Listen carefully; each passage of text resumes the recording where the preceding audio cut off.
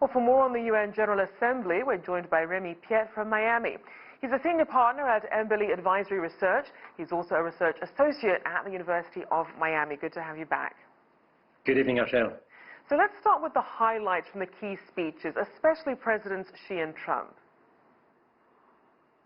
Yeah, well, absolutely. When you actually listen to the different speeches, it's interesting to see the take on what should be on the agenda of global affairs from different world leaders. The take from President Xi was obviously much more conciliatory than the one from Donald Trump, that used this opportunity much more for his domestic electoral base, attacking China for the cause of the coronavirus, attacking multilateralism and a series of UN agencies, much more in line with what he wants to achieve for the upcoming elections. While President Xi had a much more conciliatory tone of trying to, establish a better multilateralism, mixed with sovereignty, obviously, which is the angle and the coining of international affairs of China. And it's interesting to see how there could be much more potential for alliances between, European head of state such as President Macron and Xi Jinping in terms of developing much more multilateralism. That it could be the case with the Trump administration, obviously, and that's a complete change from what we've seen, over the last, decades. And that hopefully that could be, one of the last opportunity for Trump to try to use the United Nations much more as a bully and limiting the capacity for the multilateralism to tackle key issues such as virus, pandemics, world peace, and others. And we've seen very clear different positions from different world leaders tonight, obviously. And we certainly saw that from French President Emmanuel Macron. I mean, you have the world's two biggest economies taking opposite views on globalization, multilateral cooperation, handling the pandemic, climate change, and a range of issues. What does this mean then in terms of progress and cooperation on the rest of the UN's goals? So that was very interesting to see how this summit was put together. Obviously, the fact that it's a virtual summit because of the pandemics.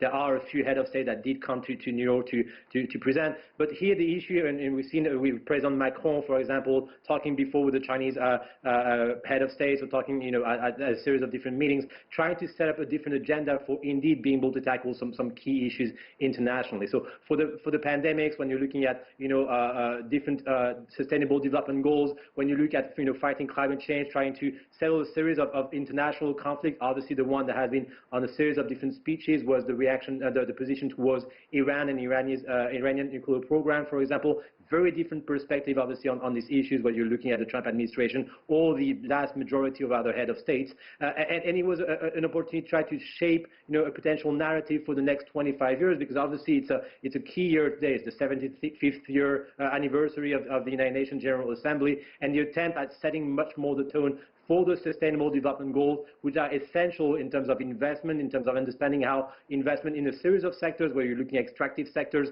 you're looking at different services or productive sectors, how they integrate within development objectives and sustainability objectives of key nations, especially in developing nations in Latin America, in Africa, or in Southeast Asia. And the key agenda here was this issue of sustainable development and goals that were reaffirmed during this United Nations General Assembly, indeed. So is there an added sense of urgency then, now that on these themes and issues, given the backdrop of COVID-19?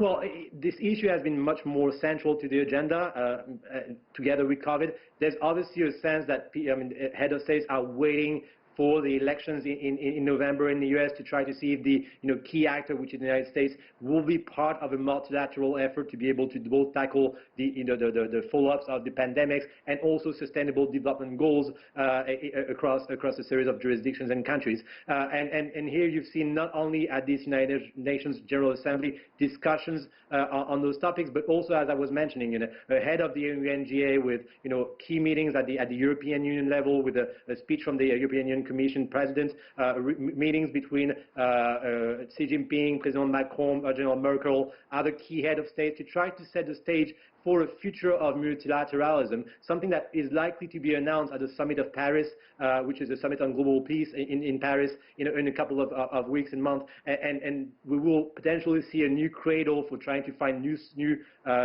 structure for multilateralism on those key global issues. Whether the U.S. is part of the solution, with a potential new Biden administration, that will not be a doubt if Biden is elected as President of the United States, that is already part of this program. If it's Donald Trump, other obviously the United Nations will have to, adapt to a new reality of much more, protectionism, bilateralism rather than multilateralism.